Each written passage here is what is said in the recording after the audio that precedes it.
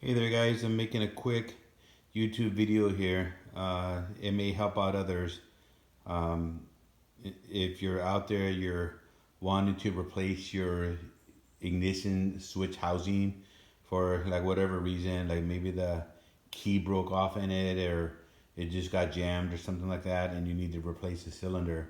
So what I did is I picked up a Toyota Tacoma used in 1996. It was an automatic with the shift lever on the column, and it also had tilt wheel.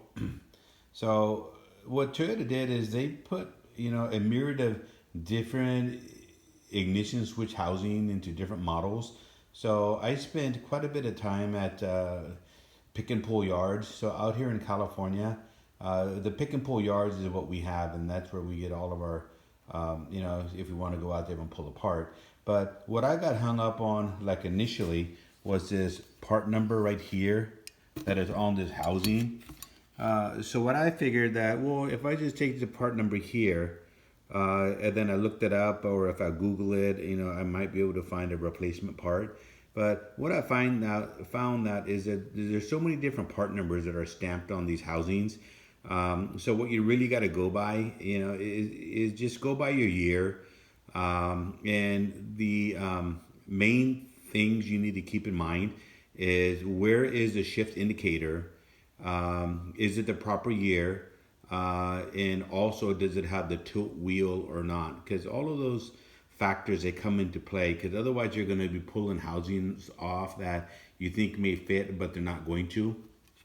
So this particular truck that I picked up, the previous owner, what he did is he broke off one of these wings here.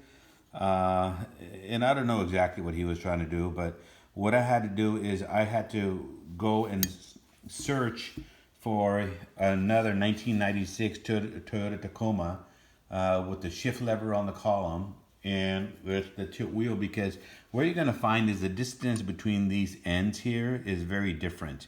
I think this one here, I forgot what it measured out to, but maybe it was 2 7/8 or something. But the main thing to do is take your part and take it into the wrecking yard and make sure when you size it up, make sure you have the equal distance, like between these ends here. So what I found, I was fortunate enough to find one about an hour and a half away. I didn't want to travel so far, but I got the part for 17 bucks. If I was to go to a actual recyclers and buy it over the counter, I think they were charging 150 bucks if they had one, and I found that they didn't even have them. So I went on a bit of a mission, but I was able to find one. Once you go ahead and secure one, what you're gonna find is when you're in the wrecking yard, you got to have the right tools when you go in, because this is what you're gonna find when you go into the wrecking yard. This is gonna be on the column of the truck, but if you notice that bolt there, on the top of that bolt, what Toyota does is they put bolts in there, and this bolt here is actually extended when you first put it on, and it has a very thin end on it that you can put a wrench on it. But once you go ahead and wrench this thing in place and you go ahead and tighten it up, I think what Toyota was doing is they were shearing off the top part, and what you end up with is just this little stud here. So you got to be able to take that off, and this part gets a little tricky. And so just to go ahead and show you, let me go ahead and take this guy off. What you're gonna need is hang on just a second here.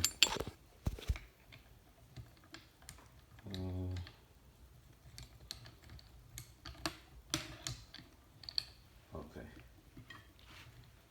So what you're gonna need is a tool to be able to take that off, and I'll show you here in just a second, so you can see it on the camera here. You're gonna find that it looks like this. So if you just take your socket sets out there and you're out there trying to get this thing off, you're not going to get it off with a pair of vice grips. You're going to have to invest in some sort of extractor socket, which I have right here. So this is an extractor socket. The size of this thing is 3/8, and you can put it on the end of your drill. So put it on to the end of your drill, and this is going to connect with this piece right here, like this, and then you're gonna be able to zip it off. If you wanna buy the whole set, which I did because because I have all of the, all kinds of different extractors, but I got this from Napa and it's called Irwin Power Grip. So you're gonna need that with the drill on the other side in order to take these pieces out from like the wrecking yard. So I was able to find one. I'll show you right here. It's exactly the kind I needed.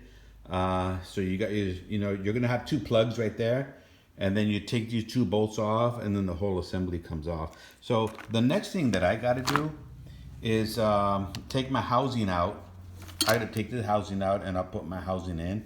But the way these housings come out, if I had a key for it, you have to put it in accessory, and then it has a little button in here that you push down and the whole thing slides out. So in my next video that I'll make, I'll show you how to do that, and I'll stitch all of the videos together so you have it all in one. Alrighty, stay tuned. Okay, here we are with our next video here. This was the part that I pulled from the wrecking yard because I don't have the key for the Toyota Tacoma ignition. I'm not able to put that into accessories.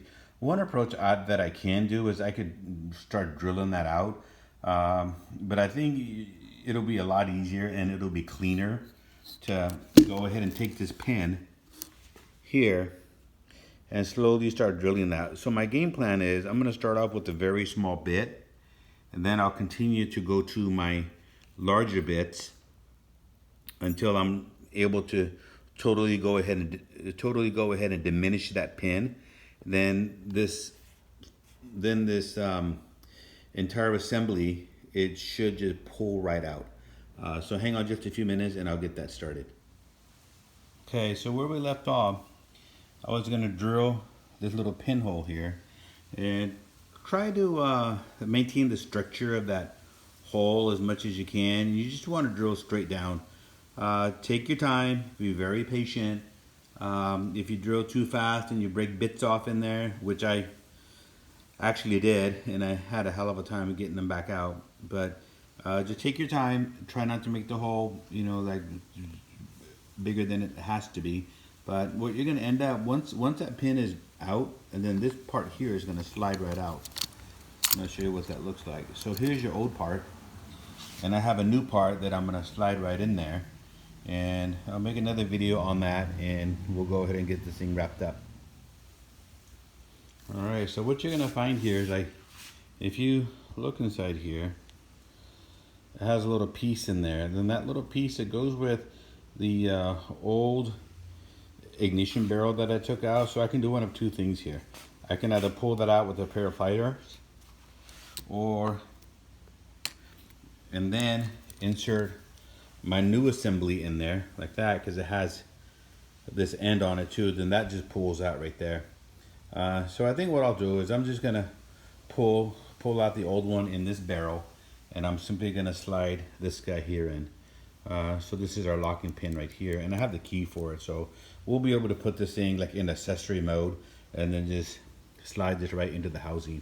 All right, so just a few minutes. So actually what I'm going to do is I'm going to just take this piece out here because it looked like the old piece. It doesn't want to come out of that assembly, and you'll probably have to have it in a certain mode or in a certain position to take it out.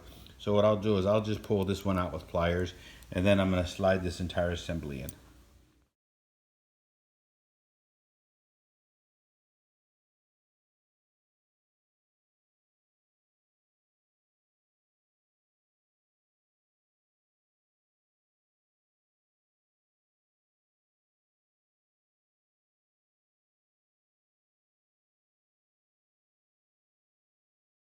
Right. One really quick note here, guys. I had to put my pliers in there, and on the inside of this housing here, I had to turn it over 1 click so that when I put my cartridge here in accessory mode, you can see that goes a little slanted. So now it should just slide right in here. So hang on just a second. All right, guys. So mission accomplished. I put everything away. I was able to put my new cartridge in place, and I had it in on the accessory mode. and then it slid right in. You can see the hole. It didn't get bastardized too much here. And so everything is complete now. Now the only thing that I need to do is bolt this guy up. And what I'm planning to do here is I'm not gonna use those bolts that came out of this thing. See if I can find those real quick. Let's see. So those bolts that I showed you earlier, I'm not gonna go with this setup here because that is just ridiculous if I need to take this thing back on and off again. What I'm gonna do is instead I bought these bolts here, you know, and then I got a sleeve for it. So these bolts here are gonna screw into here, and that's it. I hope this video helps you guys out, you know, with some of the things that I learned along the way. But anyways, if this helped you out, just give me a like. Take care. Bye-bye.